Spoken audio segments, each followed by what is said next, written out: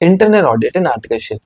मैंने ना आप लोगों से सवाल पूछा था कि आपको किसके ऊपर वीडियो चाहिए, तो आपने बोला भाई एक काम करो अपना सेपरेट वीडियो ले आओ हर टॉपिक के ऊपर, कि स्टैट ऑडिट है आर्टिकलशिप में, या मैं इंटरनल ऑडिट में जा रहा हूँ, या मैं टैक्सेशन में जा रहा हूँ। तो हम आज बात करेंगे ना इंटरनल ऑडिट के बारे में कि अगर हम इंटरनल ऑडिट एडॉप्ट कर रहे हैं अपना आर्टिकलशिप में तो वहाँ पे क्या क्या चीज़ें होती हैं। तो देखो इंटरनल ऑडिट में जब जा रहे हो ना, बेसिकली आप कंपनी के इंटरनल प्रोसेस के रिव्यू करने जा रहे हो। ठीक है, यहाँ पे नंबर्स इतना मैटर नहीं करते, you are not giving any certification like you give in a stat audit कि आप एक सर्टिफाई करो नंबर्स को जाके फाइनेंशियल स्टेटमेंट सर्टिफाई करो, या ऐसा काम नहीं होता। Basically here you are talking about the company का इंटरनल प्रोसेस आर इफेक्टिव और नॉट, और कोई फ्रॉड वगैरह तो नहीं हो रहा है, या कोई ऑपरेशन डेफिशिएंसी तो नहीं है, कोई रिस्क एसोसिएट तो नहीं है। तो यार risk assessment is a very main part. तो आपको चेक करना पड़ेगा कि देखो भाई सबसे पहले यहाँ क्या होता है ना, ऑडिटर अगर आप ऑडिट करो तो आप देखोगे कंपनी में प्रोसेस कितने टाइप के हैं। आप प्रोसेस को एनालाइज करोगे, आप उन प्रोसेस में रिस्क देखोगे कि भाई किस किस तरह का रिस्क हो सकता है इन प्रोसेसेस में।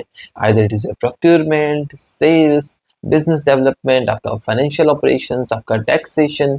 ठीक है, तो आप मल्टीपल प्रोसेस होते हैं कंपनी के, आप सारे रिव्यू करते हो, आप चेक करते हो पॉलिसीज हैं कि नहीं है, रिस्क क्या था, पॉलिसीज है कि नहीं, उसका जो जो उसका एक रूटीन ऑपरेटिंग प्रोसीजर है या जो स्टैंडर्ड प्रैक्टिस होनी चाहिए उसके अकॉर्डिंग काम हो रहा है कि नहीं हो रहा है। तो हम ये सब चेक करते हो। ठीक है, वहाँ पे मैंने आपको बड़े कंसाइजली बताई ये बात। बट हम फिर बोलते हैं यार इसका मतलब हमें एज अ आर्टिकल हमें क्या बेनिफिट मिलेगा। तो भाई देखो अगर आप इंटरनल ऑडिट कर रहे हो ना, आपको इतनी अंडरस्टैंडिंग मिल जाएगी कंपनी ऑपरेट कैसे करती है।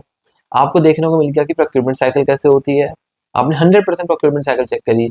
आपका एक रिक्विजिशन परचेज रिक्विजिशन रेज होने से लेकर उसकी पेमेंट होने तक, ऑर्डर रेज होने तक, एवरीथिंग यू हैव सीन। आपने देखा वेंडर सिलेक्शन कैसे हो रहा है, वेंडर जब किसी कोई बड़ी कंपनी वेंडर सिलेक्ट करती है क्राइटेरिया क्या क्या फॉलो करती है।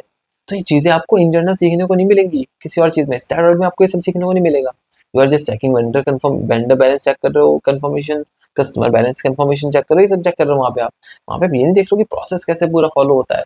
यहाँ पे आपको पता है, आपको इवन प्रोजेक्ट मैनेजमेंट जब चेक करते हो इंटरनल ऑडिट में, you get to see the project, visit करके आ रहे हो, प्रोजेक्ट देख रहे हो कि प्रोजेक्ट एग्जीक्यूट कैसे हो रहा है, प्रोजेक्ट में मल्टीपल जो इंजीनियर्स काम करते हैं how they are certifying the work. You get to know the all the process of companies.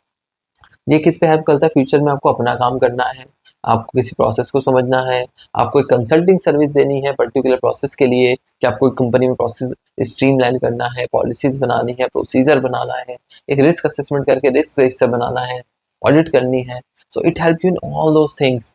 आपको इन जनरल लाइफ में बहुत हेल्प करता है अपना काम करने के लिए भी, या आपको कंसल्टिंग सर्विस देने के लिए भी। ठीक है, तो this is something very concisely about the internal audit. I hope आपको थोड़ा समझ आया हो, इस पर और वीडियो में ले आऊंगा फ्यूचर में।